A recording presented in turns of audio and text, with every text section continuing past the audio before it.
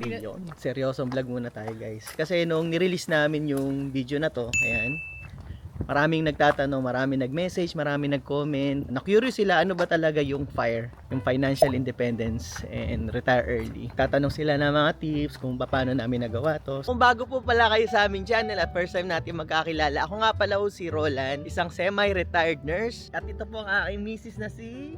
Amy, dating accountant. Nag-quit na rin po siya noong 2023. Ito po kami based sa Northern California. Meron po kaming dalawang anak. Mula po kami mag-YouTube 5 years ago. Documentation lang ng mga nangyayari sa amin dito. Memories kasama ang buong pamilya. Nagsimula na yung mga marami nagtatanong, marami na curious tungkol sa mga buhay-buhay dito. So minsan sumasagot kami ng mga tanong, nagbibigay kami ng mga tips. So yun, welcome po sa channel namin.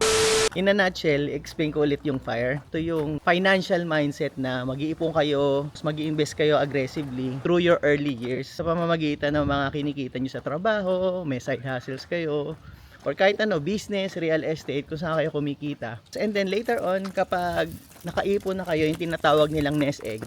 Kumbaga sa traditional retirement, di ba alam niyo, magkatrabaho kayo, mag-iipon kayo ng 401k nyo, 403b, tapos magkakaroon kayo ng nest egg. And then the money will work for you. Oo, bali, kikita, magkakaroon ng income, yung investment nyo. Tapos doon nyo nakukunin yung panggagastos nyo sa pang-araw-araw.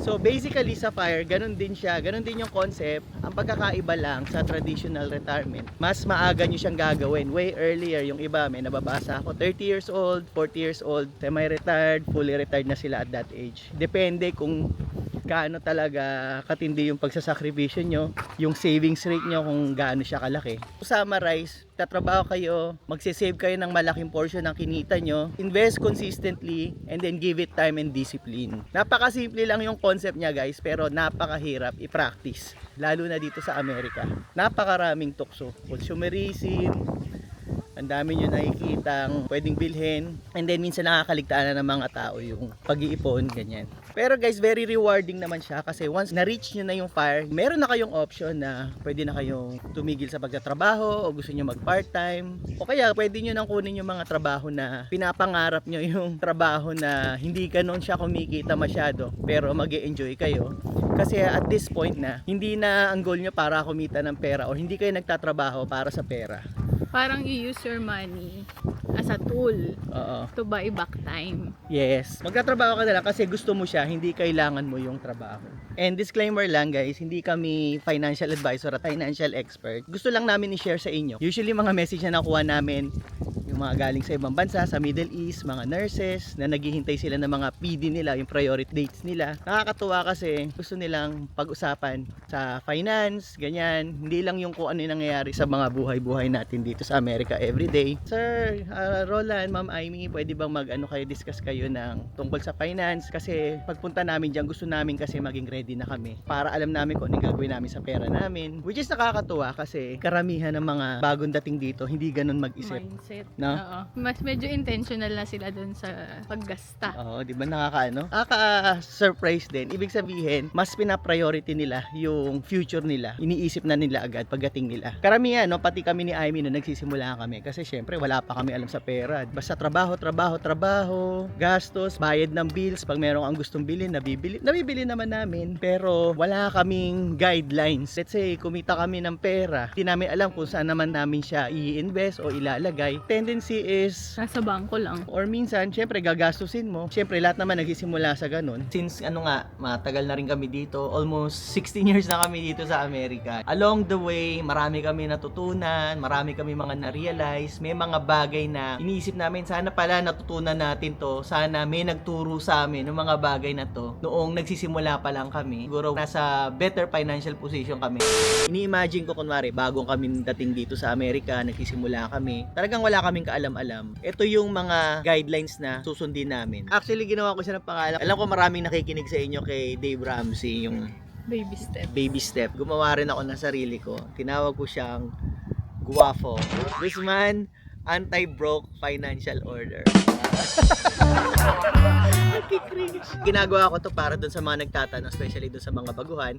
And syempre, kung kayo din, matagal na rin kayo dito, para din sa inyo to. Kasi meron din ako guys mga kaibigan na nag-open up na sinasabi nila, 10, 15 years na sila dito sa Amerika, feeling nila wala pa silang nararating, di sila nakapag-invest sa financial or sa future nila. Kasi noong bata sila, bayad lang na ng bills, bili ng mga magagandang bagay, and then after a while, tumatanda ka na rin, tapos nare-realize nila na ano ba yung nangyari sa akin, para lumipad lang yung oras, wala pa ako na ipupundar ngayon. Nagtatanong sila, paano ba ako magsisimula? Wala silang alam, clueless sila kung paano nila i-handle yung mga finances nila. Ayun nga, kunwari, bago kayo dito sa Amerika, syempre wala kang kaalam-alam. Kunwari, naka-establish na kayo sa trabaho nyo, sa everyday life nyo, trabaho kayo, sumweldo kayo. Ngayon, meron kayo sobrang pera, ano yung unang-unang gagawin mo? Number 1. Build a starter emergency fund. Ayun. So, yun ang unang-una. Kung mahilig kayo manood kay Dave Ramsey, yung number 1 niya, yung starter emergency fund din na $1,000. Pero we suggest mag-ipon kayo ng starter fund nyo na 1 month worth of expenses. Kasi actually, meron ako libro nung kay Dave Ramsey sa bahay. Yung ginawa niya kasi yung baby steps na yun, publish yan noong mga 1990s pa. So since then hanggang ngayon, $1,000 pa rin. Siyempre may inflation. Iba na yung presyo ngayon. Baka obsolete na. Tsaka mahal na mga ano ngayon gastos. Kung let's say may mga emergency cases kayo na minor medical emergency, nasiraan kayo ng sasakyan, doon nyo kukunin. Ito yung bukod sa checking account nyo kung saan yung nagbabayad kayo ng mga monthly bills nyo. Bukod to, it's better kung mag-open kayo ng high yield savings account kasi mas mataas yung interest versus sa traditional bank na Checking. almost, checking savings, diba? Almost wala siyang interest. Ang ginagamit namin is yung SoFi. Ano ba interest ngayon? 3? 3% ganyan. 3.9. Oo, yan. Di na rin masama. Actually, dati mas mataas siya. Umabot siya as much as mga 4.5, 4.6% noong mga 2004 ganyan. So, ngayon, kasi nga nagbaba ng rates, mag-research kayo. Nasanay na kami, matagal na namin ginagamit tong SoFi. So, hindi naman kami, sana mas mataas ang interest, maglilipat ka ng bangko. And if you wanna open a SoFi, pag na-research nyo, maglalagay ako ng link para meron kaming maliit na komisyon. Lipat kami ng pwesto kasi ang ingay.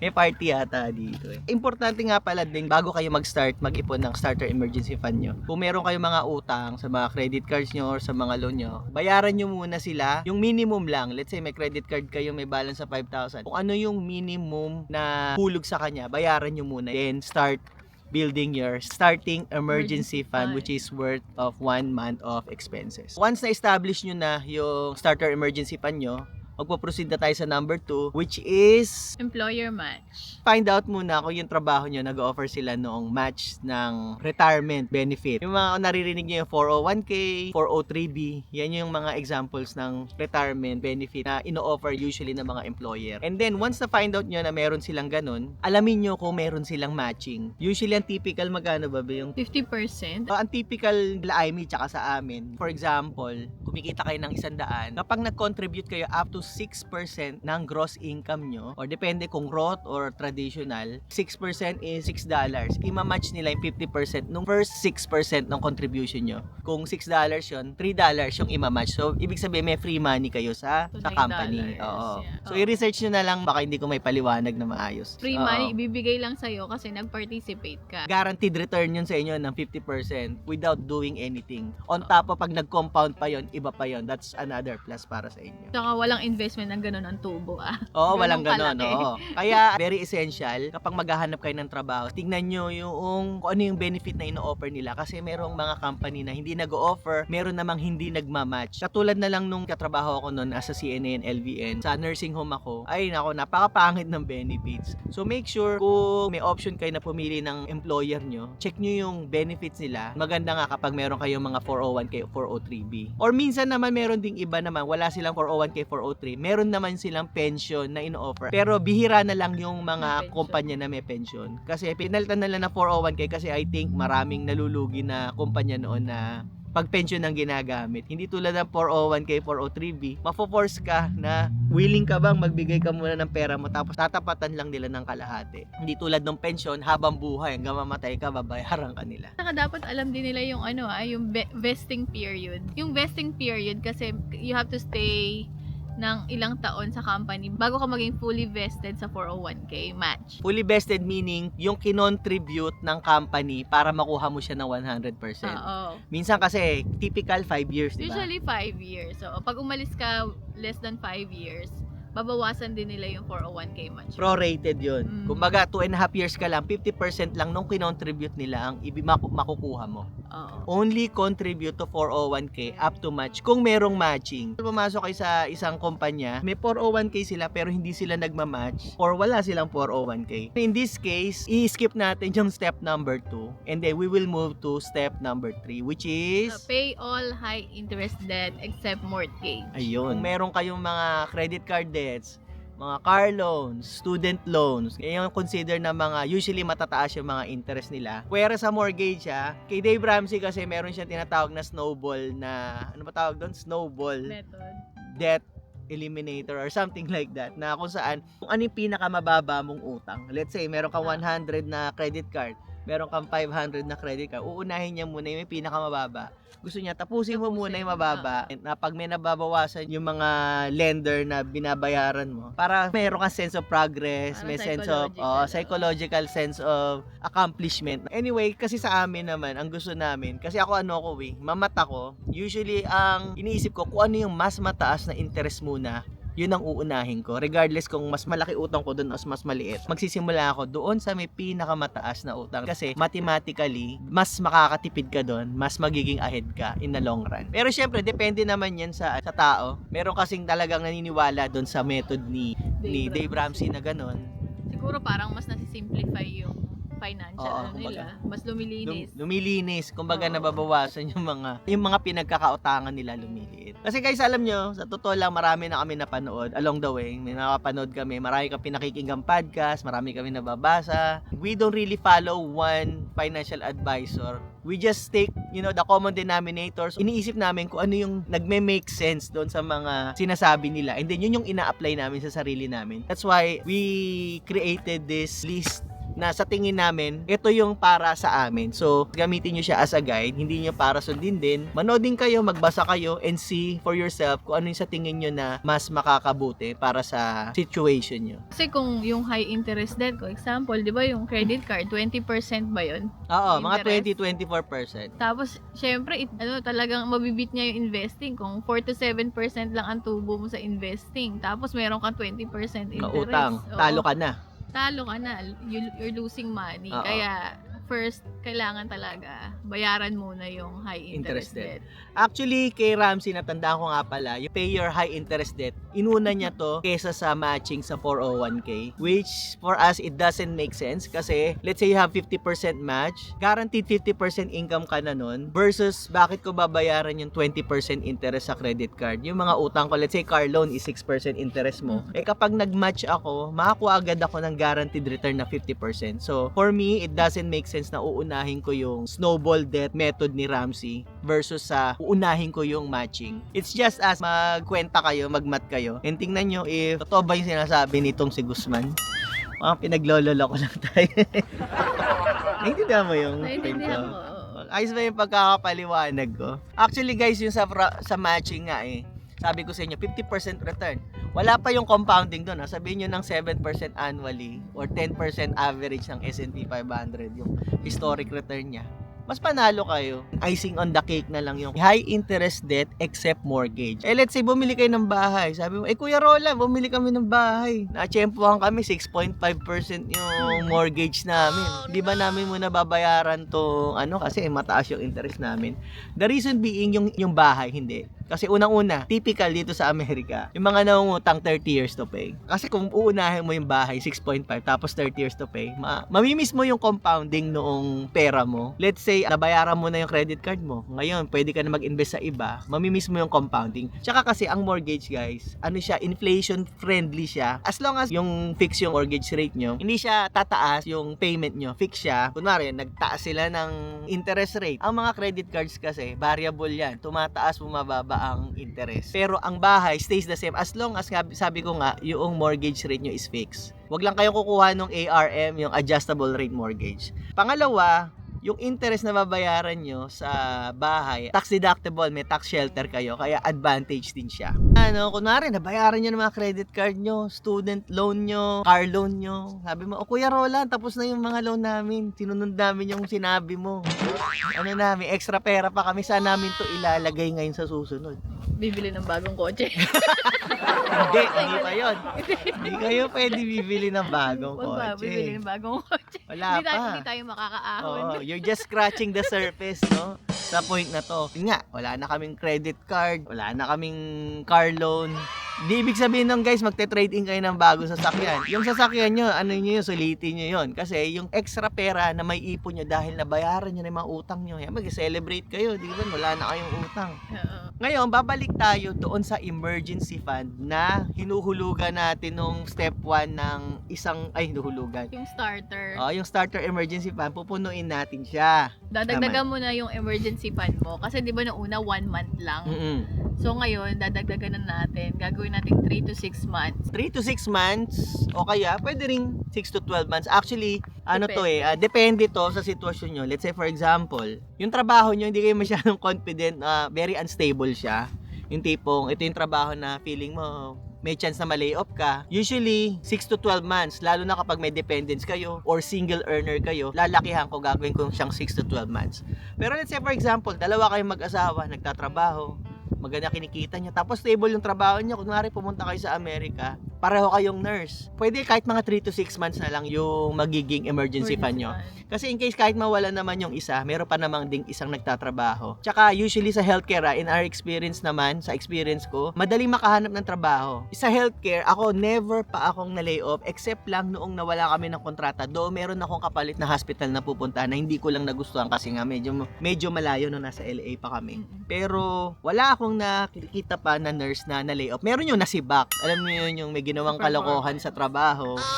Ayan, nasibak siya. Pero yung na-lay off, wala pa akong nakita na na-lay off o nawala ng trabaho pagdating sa mga nurses. Kaya yun. Kaya nga napaka-in-demand ng mga nurses dito kasi nga parating merong opening. Kung hindi kayo mapili sa trabaho, marami kayong pwedeng pasukan dito. Actually guys, sa totoo lang kami, ito yung isang bagay na hindi namin ginawa nung kasi hindi pa namin ito masyadong alam noon. Thank God din namin kinailangan na gumamit na yung maghanap ng emergency fund noon.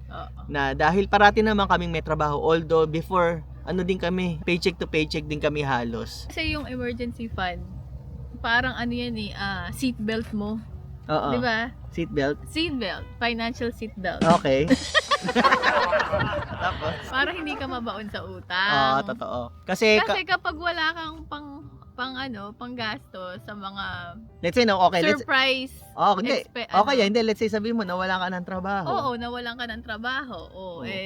Wala kang emergency fund. Wala kang Ano emergency mangyayari? fund. Di uutang ka, di ba? So magkakaroon ka ng high interest debt. Oo, ang gagawin mo, eto may credit card na naman ako. Di ba natapos na nga natin yung credit card? Bakit tayo pupunta? Babalik sa credit card. Mag-uutang na naman tayo. Kaya yun ang ina-avoid natin. Magbabayad na naman tayo ng interest. Ngayon, kapag meron kang emergency fund, hindi ka uutang. dito mo kukunin yung panggastos mo hanggang makakuha ka uli ng trabaho. Sa example lang, kunwari nawalan ka ng trabaho. So, yun yung purpose guys. Any emergency situation na pwedeng mangyari, mawalan kayo ng trabaho or meron nagkasakit, malaking bill. Saka may peace of mind ka. Na may pera ka doon na alam mo na, within the next 5 months, kahit wala akong trabaho, hindi kami mahihirapan. And highly recommended, high yield savings account. Huwag nyo lang siya ilalagay basta-basta sa mga regular bank. Yung mga savings and checking sila, napakababa ng interest. At least yung emergency fund na yon sa high yield savings account, very liquid din siya. Anytime pwede mo siyang i-withdraw at napakataas pa ng interest niya. And FDIC insured nga siya up to 250,000 per depositor. So, very safe siya. Huwag kayong kakabahan. Kaya pakigamit po yung link kung gusto niyo mag-open sa SoFi. SoFi? Hindi po to sa pilitan Gusto ko lang naman. Mag-research kayo muna. Actually kasi noong, ewan ko kung meron pa silang $300. Nung nag-open ako dati ng SoFi, meron ako nakuha $300. Gumamit din ako ng link ng iba. Pero i-research niya baka check ko nga kung meron pa ring yung mga bonus. O ngayon, napuno nyo na yung yung full emergency fund nyo, nakabuno na kayo ng 3 to 6 or 6 to 12 months, depende kung anong target nyo. Ang susunod naman is mag-max out nyo yung health savings account kung qualified kayo. Yung health savings account guys, iba to doon sa, i-research nyo na lang Meron kasi titag sa flexible spending account, merong healthcare, reimbursement account, HCRA yun sa trabaho namin. Iba yon sa health savings account. Si Aimee meron nun dati. Ito yung something na medyo pinagsisisihan namin dahil hindi kami nakapag-contribute dito. Kasi nakita ko na yon sa company. Kaso nung chinek ko, mataas ang premium. Oo, yun ang ano. Parang nagdalawang isip ako, parang mataas ang premium, mataas ang mga co-pays niya. Doon kasi sa health savings account, bago kayo ma-qualify kayo na makapag-contribute dito, kailangan naka-enroll kayo sa HDHP, yung tinatawag na High Deductible Health Plan. Which is nga katulad ng sinabi ni Aimee, medyo mahal yung co-pays niya, mahal yung premium niya. Pero maganda kasi yung ibang company, karamihan, katulad sa inyo, di ba, be? Bibigyan kayo ng pera. Nagbibigay sila ng $2,000. Parang may tulong sila kahit, Parang tulong dun sa high premium yun ng HSA. kaya parang may discount na rin. Oo. Pero ang maganda kasi dito, guys, pwede kayo maghulog ng parang 401k din siya. Maghulog kayo ng pera, pwede nyong i-invest. Meron siyang tinatawag na triple tax advantage. Kasi yung panguhulog nyo doon is pre-tax, tax-free growth. Tapos pag winidraw nyo yung pera, tax-free din siya as long as yung gagamitin nyo sa mga qualified medical expenses. Tingin namin, hindi rin to para sa lahat. Kung ikaw ay relatively healthy, tsaka hindi ka masyadong gumagamit ng insurance, pwede mo i-grab yung benefit na to. Kasi nga kami, high user kami. Meron akong diabetes, si Asha, merong sa tenga. Ang mahal kaya nung kanyang hearing aid, 5,000, di ba, kinover na insurance. Ngayon kapag magbabayad tayo ng deductible, ang laki, babayaran mo muna yun, ipe-pay off mo muna, di ba? Maganda sana siya, kaya lang, unfortunately, hindi siya applicable sa amin. Pero kung healthy kayo, let's say nasa 20s, 30s kayo, pumupunta lang kayo para yung routine check lang, which is free pa rin kahit naka-high deductible plan kayo. Pwede nyo i-take advantage yun. Kunin nyo yung libreng pera, tapos i-max out nyo para magkakaroon kayo ng tax advantage na pera. So, ang maganda pa kasi dito sa HSA, guys, let's say 65 years old na kayo, sobrang healthy nyo, hindi nyo siya nagamit, pwede nyo siyang i-treat na parang IRA, na pwede nyo siyang withdrawin kahit hindi sa medical expenses. Magbabayad lang kayo ng ordinary income tax doon sa mga earnings. At ang maganda pa dito nga pala, hindi siya subject sa RMD, sa required minimum distribution pag nag 73 years old na kayo. Hindi siya kasama doon. Kumbaga hindi kayo pipilitin na mag-withdraw doon. Hindi tulad doon sa traditional IRA na kailangan maglabas ka na ng pera, otherwise ipe-penalty ka ng IRS. Tsaka for sure naman, di ba, magkakaroon tayo ng mga health expenses in the Later future. So for sure, magagamit mo naman to. Oo. Tsaka may mga strategy din sila dito yung usually kinikip nila yung receipt. Oo, yung resibo for 10 years or 15 years. And then tsaka lang nila Oo, i-withdraw kapag yun. kumita na yung pera nila. Yeah, isa pang strategy yon. Ang gagawin yun nga, kunwari, babayaran ko muna out of pocket yung mga resibo ng mga medical expense. Kahit 20, 30 years, hindi nag-expire yun, pwede nyo siyang withdrawin kapag lumago na yung pera nyo. Hindi nyo siya agad gagamitin. At pag ginamit nyo yun, yung tax-free. Tamo, para siyang Roth IRA tsaka traditional IRA combined. You get both benefits sa HSA. Parang nasa 4,000 yung maximum yata to 4,400. I'm not sure 2026. Kapag family kayo, parang nasa 8,000. Meron din catch-up contribution na additional 1,000 kapag over 55 years old kayo. So let's say na max out yung HSA nyo, talagang talaga kayo, pump kayo. Marami pa kayong tira. Na-inspire talaga ako kay Kuya Roland tsaka kay Ate Aimee. Ang dahil kong ipon, overtime. sobra pa. May sobra pa rin. Ang tindi nyo. Anong susunod na gagawin? Ang susunod na gagawin, guys, babalik tayo doon sa... Ay, Brokerage. nasabi ko na ba yung Roth? Roth IRA. Meron tinatawag silang Roth IRA. Hindi ito sa trabaho, guys, ha. Ito naman yung i-open nyo sa labas. Mag-open kayo sa brokerage account nyo, let's say Fidelity or Vanguard. Magbubukas kayo ng Roth IRA. Ima-max out na naman natin to. So hindi ko na i-discuss ko ano yung Roth IRA. Paki-research nyo na. Siguro gagawa ko ng separate video later on pag sinipag tayo. Meron kasing traditional and Roth. Yung traditional kasi, yung contribution mo doon is nata-tax deductible mo at the end of the year. Itong Roth, Is after after tax tax. money. Pero, Okay. pre-tax ang earnings at saka withdrawals. Oo. So growth and withdrawals free. Is free. Oo. Tax free. Magbasa-basa muna kayo doon sa Roth IRA kasi meron siyang income limits, no? Kapag masyado siyang mataas, hindi ko kabisado kung magkano yung income, yung limit. Kung qualified yung income nyo, at kung may extra pa kayo dahil ang sobrang galing nyo dahil sumusunod kayo kay Kuya Roland at kay Ate Aimee na mag-ipon. Delay gratification. Hindi kami gumagaya sa mga Joneses at sa mga De La Cruzes. Di ba? Kapitbahay. Kapitbahay. Hindi kami naiinggit. Tapos, ay grabe na-max out nila. Ang galing. Na-max out ko na yung Roth IRA ko. HSA na max out kasi ko dalawa na. sila nagtatrabaho. Oo, dalawa kayo kasing nagtatrabaho, ang lalaki na sweldo nyo, di ba? Wala tayong excuse para hindi natin to mapuno. Let's say, na-max out nyo na yung Roth IRA nyo. Babalikan natin yung sa trabaho nyo yung 401k. Kung may Roth 401k kayo sa trabaho o 401k, yun yung isusunod nating i-max out. Meron pa rin siya tax Tax advantage. Grabe. Na-max out na nila ang Roth IRA. May tira Or may tira pa rin. Ang gagawin yung susunod, ito na yung last step. Taxable brokerage account, college education kung meron kayong anak, at Prepayment sa mortgage. mamili na lang kayo. Kasi guys, ito nga pala, dun sa mga bago, yung college fund kasi, para siyang Roth IRA na pang education. Maghuhulog kayo ng after tax money, yung earnings noon, as long as gamitin mo siya sa mga qualified educational expenses. So, wala kang yun, capital gains. tax free. Sa mortgage naman guys, depende. Meron kaming rule ni IMI na anything that's less than 4%, we prefer not to prepay para sa mortgage loan. Minimum lang siya. Kaya nga magagalit sa akin si Dave Ramsey nito eh. Meron pa naman akong libro niya kasi meron doon part na sa baby steps niya na pay off your mortgage. Regardless, kahit 1% pa yan. Pag dumating ka doon sa step na yon, you have to pay off your mortgage. I'm not sure kung baby step number, 5 or 6, something like that. Hindi namin ito alam. So, nagpi-prepayment kami. Oo, medyo, may time na nag-prepayment May time kami na noon. nagpi-prepayment kami, Oo. di ba? Alam, Sam. Kaso na-realize din namin na later on na Naguhulog kami sa taxable naguhulog na kami brokerage. sa brokerage na ay lugi pala tayo. Oo, kasi ang lakas nag-a-average kasi ng mga, historically ang average ng S&P, kung yun na lang yung benchmark natin is 10%.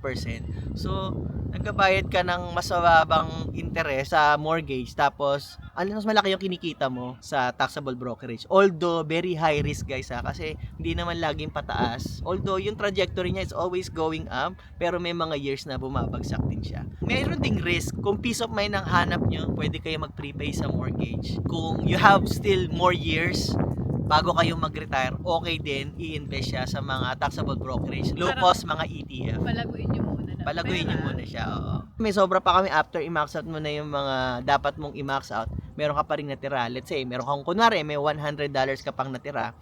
I-divide namin siya between mortgage, college education, and taxable brokerage account. I will say 50% sa taxable brokerage, 30% sa mortgage, ipi-prepay namin siya, and 15% sa education. Kung more than 4%. Otherwise, kung less than 4%, hindi kami magpi-prepay sa mortgage. Ilalagay namin sa taxable brokerage 80% and 20% sa college education. So guys, bali dun sa taxable brokerage account, this is where fire happens.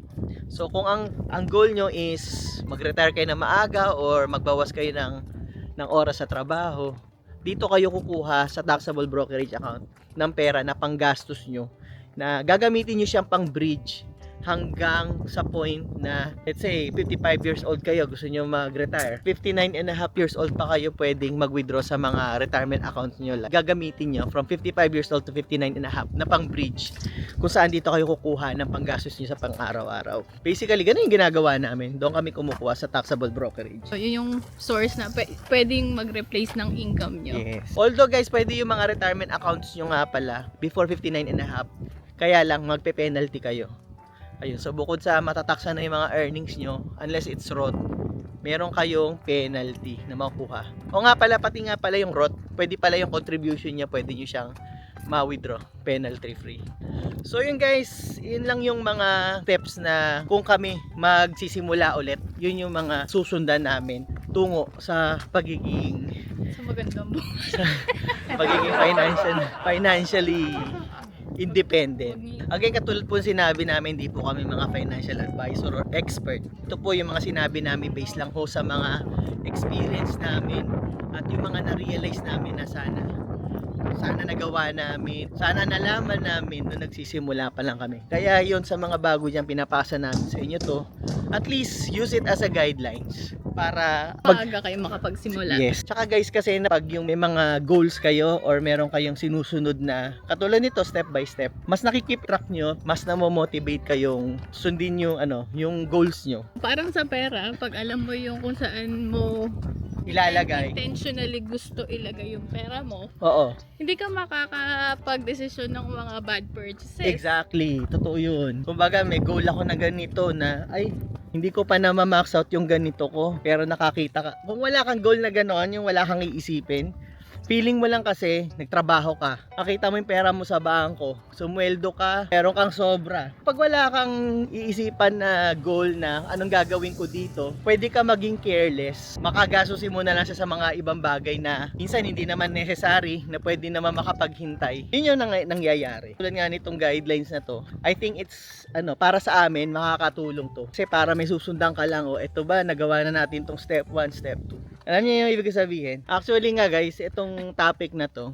medyo natanong nga ako ni Aimee nung inaano ko to, inaayos ko to. Sabi ko, itong gagawin nating topic. Sabi niya sa akin, sigurado ka ba pag-uusapan natin yan? Kasi nga medyo sensitive yung topic about pera. Usually guys, kapag mga ganito yung mga topic, mga finance or seryoso, mga hindi masyadong good vibes. Maraming basher. Hindi, maraming... Kasi may iba-iba yung Hindi, paniniwala. hindi kasi sasabihin na yabang nyo, ganito, ganyan. I mean, ang goal lang naman namin dito is para mag-educate kasi marami rin mga nagtatanong. Actually, the more informative yung vlog nyo, mas marami talagang mga critic. Which is okay yung critic. Kasi actually, i-encourage ko nga yung maraming mga alam sa pera. Kaya nga nakakatuwa din yung huling vlog natin about Sapphire. Ang dami, hindi ko in-imagine na ang dami palang mga gumagawa na nun. As ang gaganda ng mga shinare nila, yung mga success stories nila, paano nila nagawa. Actually, I have a lot of questions from them. Iniisip ko nga, sana, kung pwede lang sila makausap in person, o kaya gagawa tayo ng podcast na ma-interview natin sila. At least malaman natin yung mga ginawa nila. Kasi feeling ko may mga bagay pa rin kami na pwede naming improve sa sarili namin na may mga alam sila na pwede silang bigay na tips sa amin. Kasi simula pa lang naman kami, I just, semi-retire. 3 months ago, simula pa lang kami. We still have a lot of things to learn. Diba? And syempre, sa comments nila. sa comments nila, di ba nagkakaroon ka ng idea? Kaya yun, maraming salamat sa inyo. Pero meron din namang ibang parang hindi natutuwa or meron pa nga isang meron pa nag-comment sa amin na financial advisor. Si Sir Lawrence yun, shoutout po sa inyo. Tsaka yung fire, hindi naman siya yung being so cheap, di ba? Yung parang sobrang tipid mo na. Wala ka nang ginagasta. Hindi naman, Hindi naman gano'n. Nagiging intentional ka lang sa mga paggastos mo. Sa paggastos. Oo, especially pagdating sa mga memories, sa mga bata. Pinipili namin Kung kumbaga very intentional ka sa maging wise ka sa paggastos mo. Kung talagang something na magbibring ng joy sa iyo, sa family mo, why not? It's okay, 'di ba? Paminsan-minsan splurge for yourself. Para sa amin lang kasi very rewarding tong ganitong magtuturo ka. Nag-share ka. Dalawang makinig, no? Oo, kahit isa lang, dalawang makinig. Sabi ko nga, sana, alam mo yun, turo mo to, tapos let's say, after 10, 15, 20 years, kung nagbablog pa kami siguro, may mag-message sa amin. Sabihin nila, Kuya Rola, alam nyo ba, nakikinig kami sa inyo, matagal na. Sinunod ko yung gwapo.